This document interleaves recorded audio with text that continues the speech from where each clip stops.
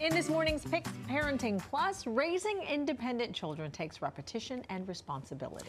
And psychologist Dr. Jeff Gardere is joining us this morning with an age-appropriate guide for parents. Dr. Jeff, good morning. Justin, good morning to you. Hazel, always great to see you, of course. Great to see you, too. Now, we know we're talking about introducing children to responsibilities and tasks. Parents have to be on the same page first before they decide what to do. Why is that so important? Well, you want to make sure that, especially if both parents are in the home, that they work with one another. We know we all have different parenting styles, but whatever the differences may be, you've got to come together on that. And of course, you have to know where your children are, where to meet them as far as their emotional and physical development. I mean, during the school year is a very busy time to have these kinds of conversations. So is summer a good time to start talking to kids about, chores, etc.? And sure. What age do we start? Well, I think certainly summer is the best time because there's less emotional and cognitive baggage that they're dealing with. And now they're also a little bit more on their own, right? They don't have the structure of the school. Yeah. So I would say you really should start at any age, but usually around 5 to 7 years old is where we start with perhaps teaching them chores, for example, learning to build confidence and responsibility.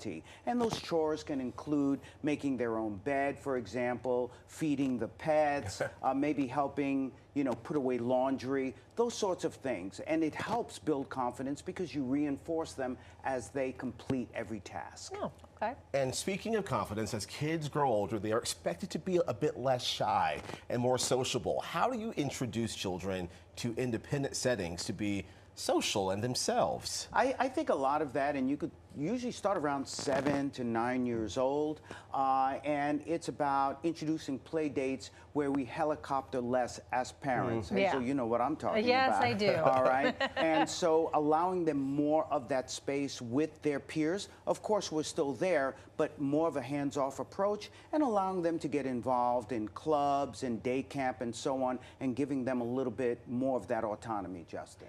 I have a tween, though. Yeah. So how does the conversation shift once you reach that age? That's like between 9, 11 years old? Yeah. Here, I think what we're looking at is more of the self-mastery, learning how to be able to achieve life skills and so on. And so here, I think we can start looking at things such as teaching them meal prep, for example, how to water the indoor plants and get responsibility for that, achieve that, and as well starting to give them an allowance. So now they're learning about saving, but they're also learning about earning, and of course, that's great positive reinforcement. As children get older too, they get more self-aware, and many say that's a time for parents to kind of step back and for the kids to step up. Why is that change in duty so critical for children to learn early? Yeah, I think we're looking here around the ages of 11 through 13. So we're starting to see more of that preparing for teen autonomy. And so I think it's important to step back because they're on their own. Now it's about them and their peers and learning the responsibilities of being a teenager. So here, I think we can start looking at things such as teaching them about the importance of hygiene so that they can get along better, with other kids, as well as posing certain possible ethical dilemmas. What would you do in this particular situation? So getting a lot of their opinions and getting them to form more impulse control and more judgment, because we're not always going to be there telling them what to do, though we know they'll probably come back in this particular generation around 19 or 20 or 25, right?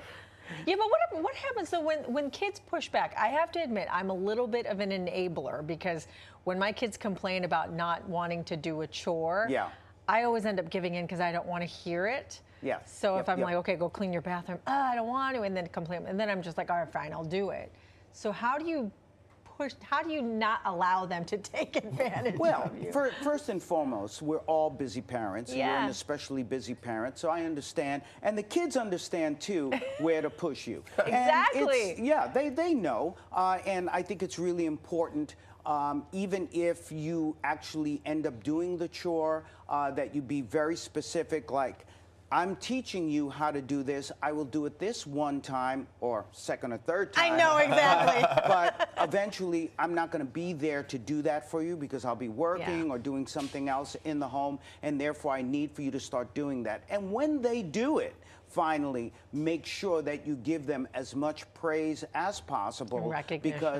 Because then that will keep them doing it. But let's be honest, parenting is a work in progress, and sometimes we do get that pushback, but have them use their words with the pushback. In other words, why is it that you can't do something and they have to have a legitimate reason, but it teaches them how to begin to reason as a growing child into their teen years. Great advice. Dr. Jeff, you always have a wealth of knowledge.